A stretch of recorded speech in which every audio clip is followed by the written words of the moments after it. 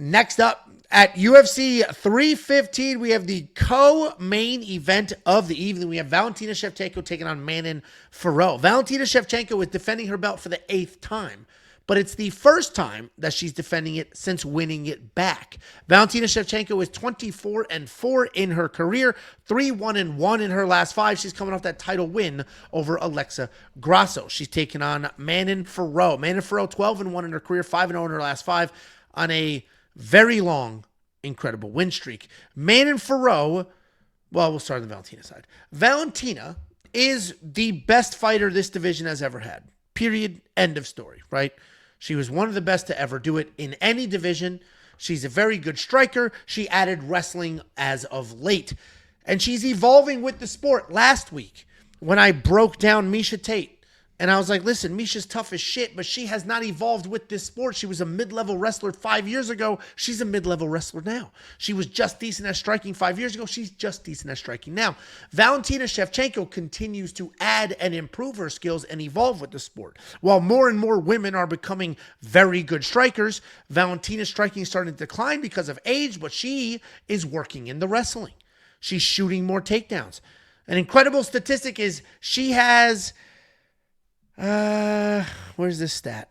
She has 37 takedowns, 37 takedowns in her last 8 fights. Who does? Valentina. Full-blown evolution in her MMA career. Wow. That's all. She is coming off that very wrestle-heavy win over Alexa Grasso to win her belt back. She's taking on Manon Fiorot. Manon Fiorot is a very good striker. She does have some killer instinct, and she does have some finishing power. Even if she gets taken down, she's got decent fight IQ and good workup skills. She likes to fight at range. She will pick her shots.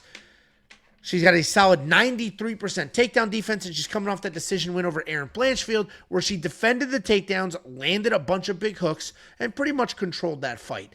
Valentina, as I mentioned, very decorated, very good striker, added the wrestling. She had 8 takedowns, 16 minutes of control in her last fight. But that was because things were not going her way. Shit. What? I thought somebody walked in here and snatched my chain out of nowhere. I couldn't find my somehow my chain got in my rant. It was in my shirt. I was like, where the fuck did it go? All that Pope talk. Valentina Shevchenko had to wrestle Alexa Grasso because things were not going her way in the striking. And the wrestling got it done. It lost her the first fight. It won her the next one. I think it might be more of the same. I think Valentina's striking is on the decline. That's just what happens with age. And sure, she's not significantly older than Manon Fiorot. Just a year or two separates them.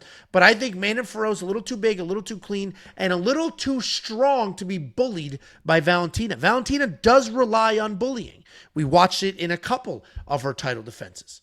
So I think Manon Fiorot can get this done. Obviously, the general public does as well, with the slight line movement and Manon being the favorite. But she is going to need to fight a perfect fight here. I think Manon's going to be a little faster, a little cleaner, and have the takedown defense. But if the takedown defense isn't there, she's screwed, which is a funny thing to say about Valentina, who's supposed to be a high-level striker. What do you think, Jacob?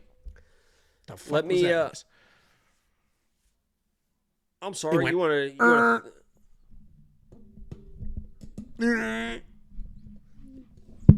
You want to throw it to me again, a little bit more professionally this time? What do you think of that, Jacob Boombaloots? Thank you, Angelo, for the and let me just say, I think you're doing a great job here tonight. I think last week you really carried that show. I watched that, and Bet Sam was really, it was in that moment I understood my worth, right? Because, that was what a hack job that was. Holy shit. So thank you to Angelo for always, being here for the people, giving great breakdowns. A little bit retarded on this one, but, we do appreciate Angelo for what he does. Listen, I was very anti-Shevchenko in the last couple fights versus Grasso. I was very pro Manon Fiorot in her last couple fights against Rose. She was my lock of the week against Erin Blanchfield. So I have no real, if there's any bias in this fight, it's me for Manon, because I thought she was that person that's going to take this throne, this dynamic, rangy, sharp, fast, powerful striker that I saw in her UFC career. That Rose fight was a little bit sloppy, but I kind of just chalked it up to it's Rose, right? She's a former champion. She's also a rangy striker. Even though she's coming up in weight, I just felt like maybe there was just kind of an off night for Manon. I doubled down, made her my lock of the week versus Aaron because I was like, Aaron, no offense, but in that moment, I was like, Aaron sucks. Manon's going to fucking smoke her. And then I'm watching that fight, and I came away from that fight being like, what the fuck happened to Manon Fiorot? And if you guys don't know what I'm talking about, and you just remember her outstriking Erin Blanchfield, she outstruck Erin Blanchfield. She won that fight. She won the fight, right? But Erin Blanchfield is not a very good striker. And the way that Manon Fiorot, and go watch the fight, I'm not fucking making this up. When she's entering the pocket, every single time, it is like chin up in the air, closing her eyes, like weird situations. Every time Erin Blanchfield would blitz and get in her face, it is chin in the air, countering, eyes closed. I mean, it was like the weirdest shit I've ever seen. I'm like, what? She looked fucking terrible in the striking. Now, if she brings back the old Manon, she probably is going to be able to squeak out this win. This is going to be a close fight no matter what. It's probably going to be just a back and forth, whatever. But these people thinking that Manon is going to come in and smoke Shevchenko, especially on the feet. I think you're going to be very, very surprised. Shevchenko still looks sharp. She's always looked sharp. You've never seen her really kind of slow down. Obviously, Grasso was outboxing her a little bit, but Grasso's a pretty good boxer. If Manon Fiorot brings in the performance that she had against Erin Blanchfield and just thinks like, oh, I'll just keep being who I am, and I'm gonna beat I'm gonna beat Shevchenko with that performance, she's gonna get fucking smoked. That performance is not gonna beat Valentina Shevchenko. But if she's tuned up, she's sharped up, she could squeak this out. But I gotta go with my eyes. My eyes, the last two fights have been like red flags. And even in that lock of the week fight versus Erin, the way she was getting, I think Erin Blanchfield landed like 130 strikes, something like that. And in those exchanges, I just kept thinking like, holy shit, if this is anybody else than Erin Blanchfield, that's fucking trouble. I got to go with what I've been seeing lately. And Shevchenko found a way to win that Grasso fight and dominate that fight. I'm going Shevchenko. I bet on her. I did a full 180 on who I thought Manon Fiorot was as a fighter. And I'm comfortable with it. I think Shevchenko is going to win a close one. Yeah, listen, I think I'm obviously on the other side. I agree that it's close. We mentioned this before. This is a spectrum. Not the spectrum Jacob's on, but the pick spectrum. There's Valentina's going to dominate, Manon's going to dominate. And Jacob and I are right here. We're on opposite sides, but we're right there in the, like, almost. We're right there. And would you ever want to, because I know you love your pasta. Would you ever want to kind of, I don't know where we would go, but someplace, it could even be like a little picnic situation. I don't know. You probably know better than I how to keep pasta for that long to get out to where we need to be. A little sunset, maybe some wine. I'm not really a champagne guy, but I can drink a wine at this point in my life and really kind of Lady in the Tramp situation. Would you do that with me? Tell you what, let's do it with some lo mein at the Chinese buffet and you'll have my heart forever. Chinese buffet is the fucking best. When was the last time you had Chinese buffet? That is the best, dude. I'm not a real big fan of Asian. Asian what? All of it. All right. Well, Chinese buffet is phenomenal. And, Justin's talked about going, so we could make this a lemon party. I do love orange chicken, General Sam. Everything. It's a fucking buffet. It's everything. All of the things. And then the little sugar donuts at the end. Come on. Come on. Hey. No, it's like that fat kid on the news. I'll tear it up live right now.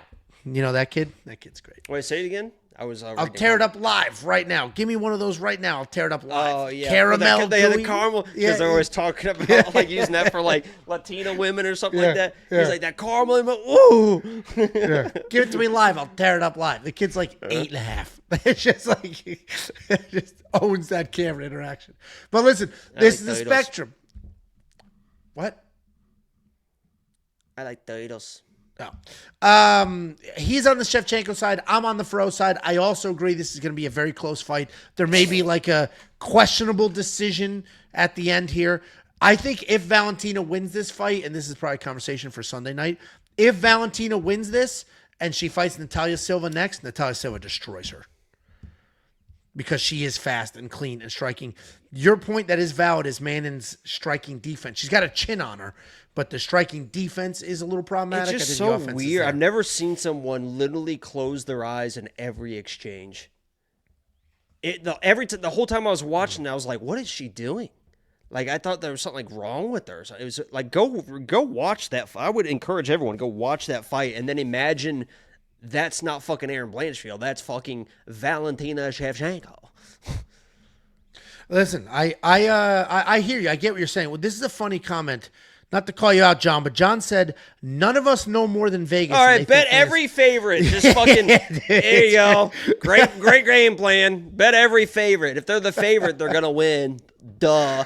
You just watched the NBA first round of the playoffs. All the one seeds lost first round. They were all like minus 400 fucking favorites. They all got fucking smoked. Every home team lost. The Celtics blew another one. The Pacers are fucking 2-0 about to win it all.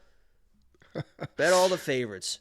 Listen, I get it. Alex NYC, this was a super chat now. He must be behind on the stream. Says Charlie Ratke by KO, JDM by KO. That parlay is plus 1900. Oh, yeah. I was like, there's no way JDMKO is plus 1900. I literally grabbed my mouse so fast. I was like, it's what?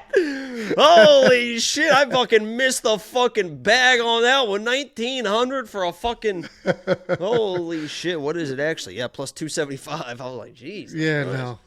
It's the Charlie Ratke one that's really dragging those odds. If you do want to check out all the bets we have actually placed and what the odds on those are, WeWantPicks.com. Click Become a Member. It's fucking $10.